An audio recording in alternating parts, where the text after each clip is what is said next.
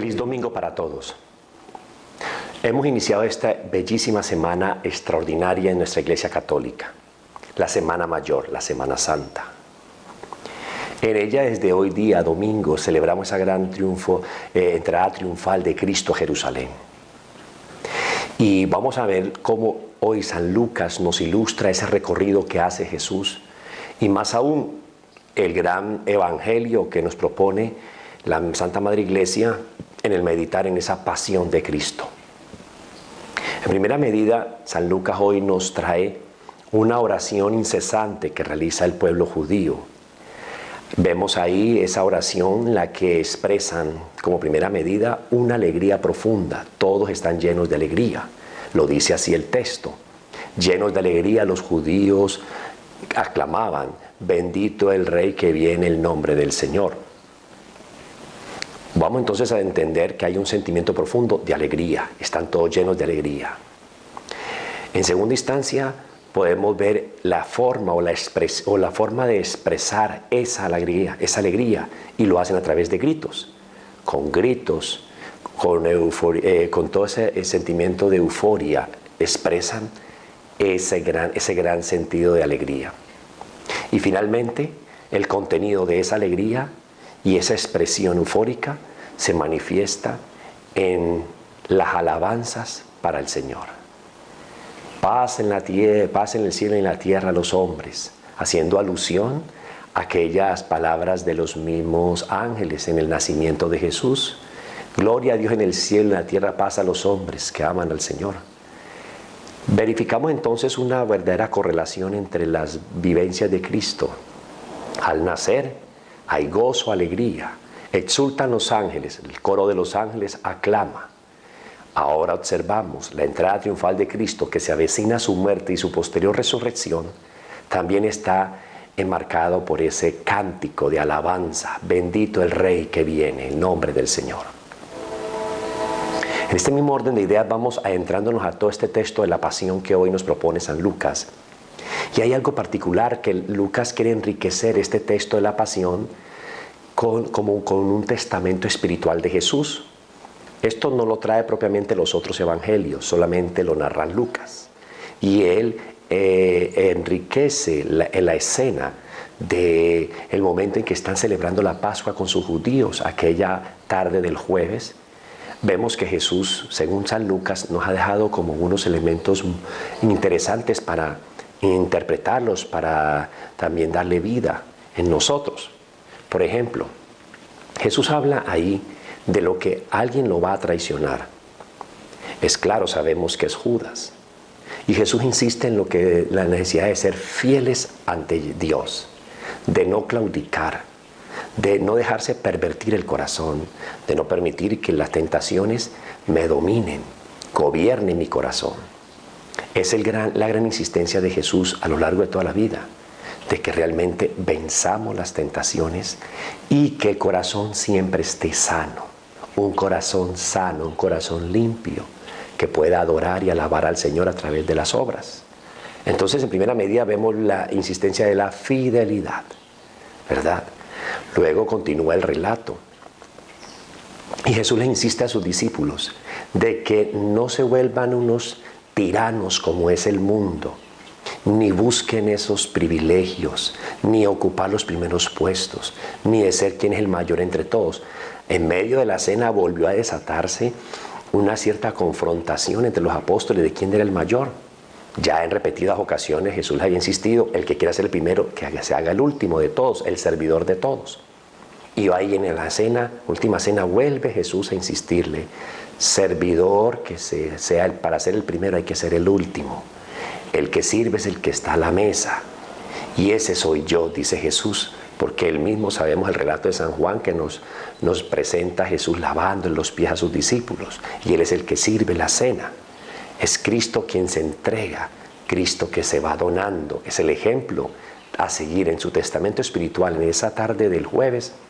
En ese segundo punto es precisamente el servicio, ser el servidor de todos y no buscar glorias humanas, no buscar ocupar primeros puestos, ni ser el mayor, ni privilegio. Eso lo hacen los gobernantes, dice Jesús. Eso lo hace la gente del mundo, pero entre ustedes no puede ser así. Luego les insiste también en la necesidad de que perseveren.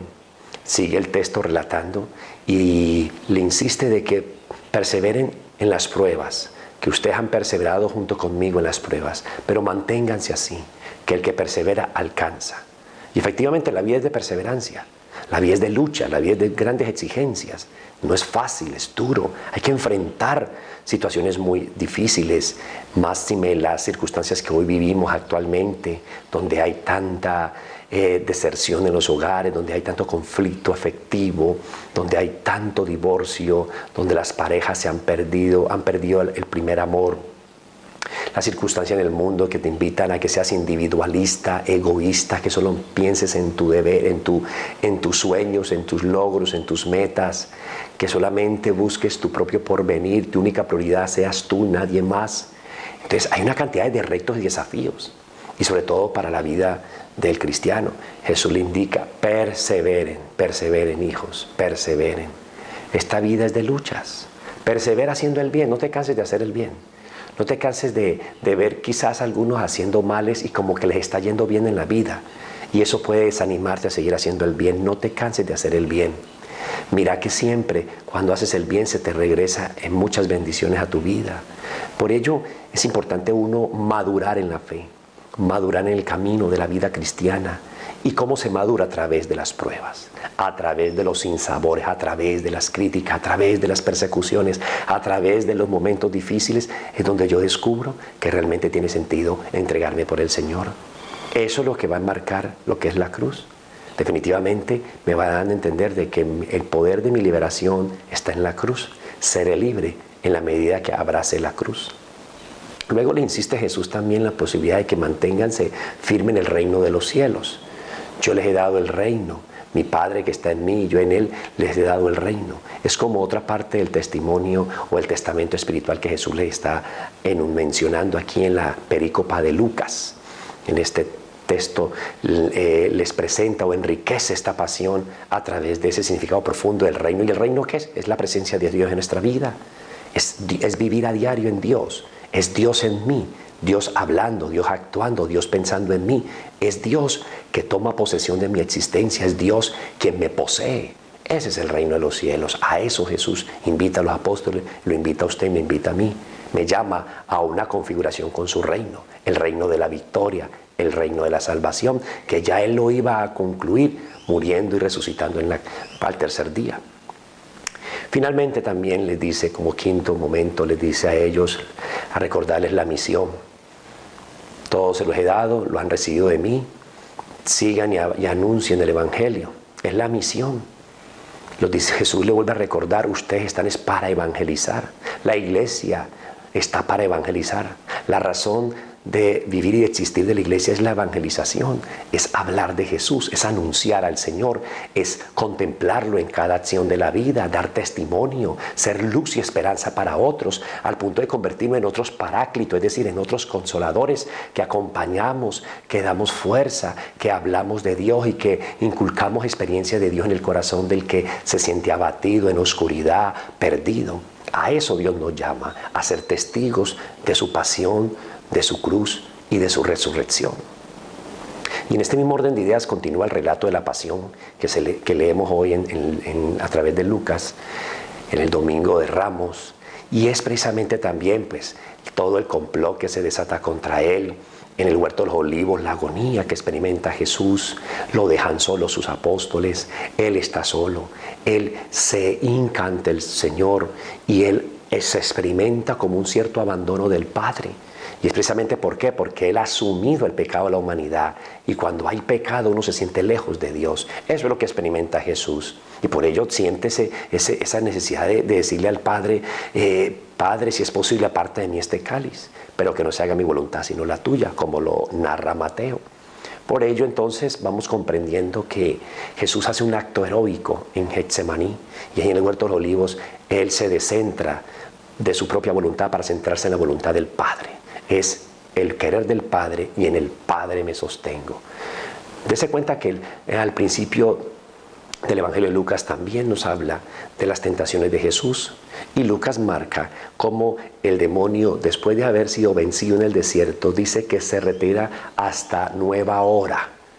Se retira de Jesús hasta otro momento, hasta nueva hora. Significa que el otro momento fuerte iba a ser en este instante de la pasión. Vuelve el demonio a querer perturbar la mente y el corazón de Jesús y desviarlo del camino de la cruz para que Jesús no se crucifique y no venza el pecado y la muerte y el mal. Continuamos el recorrido. Jesús es capturado, lo llevan al Sanedrín, es interrogado, es golpeado, lacerado.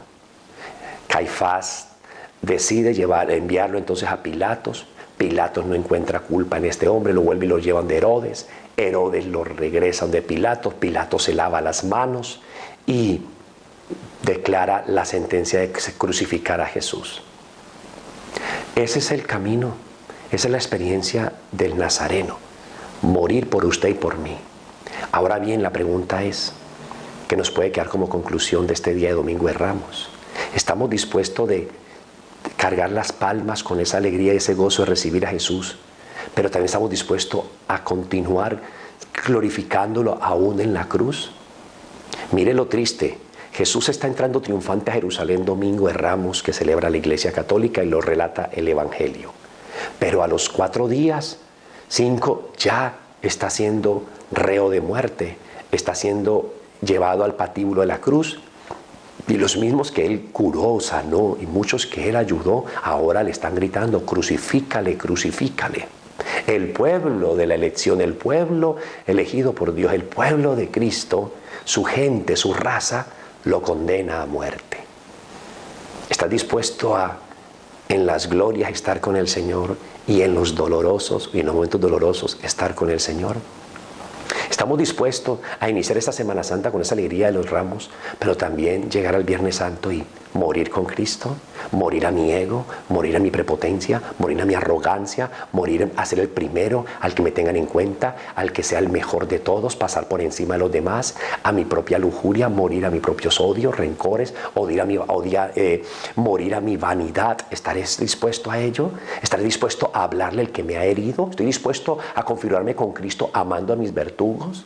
Todo esto son signos de morir a ese hombre carnal que hay en todos nosotros, para dar paso a la resurrección en Cristo. Estamos dispuestos de caminar toda esta Semana Santa con esa alegría del domingo, pero sabiendo que hay que morir y que hay que renunciar y que hay que hacerse uno con Cristo y tomar la cruz para luego ver la gloria de Él en la resurrección. Todas estas preguntas valen la pena poderlas reflexionar en este día y entrar en ese camino de la misericordia. Estamos en el año de la misericordia declarado por el Papa. Es un año especial de muchas bendiciones. Y una de las grandes manifestaciones de esa verdadera misericordia es que yo no me quede simplemente en practicar rigurosamente acciones con tal de cumplir un mandamiento, sino que realmente yo aprenda a amar y a comprender, y que sea misericordioso, de salir de sí mismo y de aprender a dar el perdón y recibir el perdón. Que sea oportuno en este año de la misericordia dejarnos transformar por Cristo resucitado, dejarnos transformar por su cruz y dejarnos transformar por su palabra, que viva vida y medicina para el alma. El Señor te bendiga, te guarde, te acompañe, y toda esta Semana Santa sea un momento especial de encuentro con el Señor. Dios te bendiga en nombre del Padre, y del Hijo, y del Espíritu Santo. Amén.